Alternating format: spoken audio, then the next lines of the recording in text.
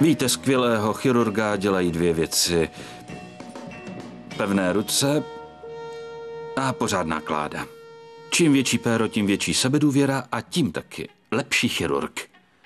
Tahle večeře je jenom soutěž a vy, dámy, máte všechnu moc a všechny peníze. Pozvali jste si nás sem, abychom vás bavili. Takže já nebudu ztrácet váš čas.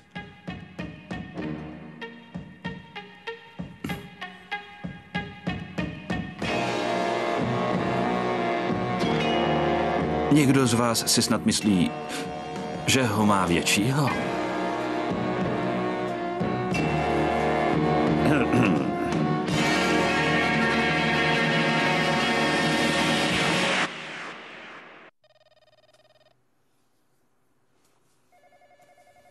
Chtěla jsem, aby se náš další film odehrával v 18. století. Myslím, že to tak bude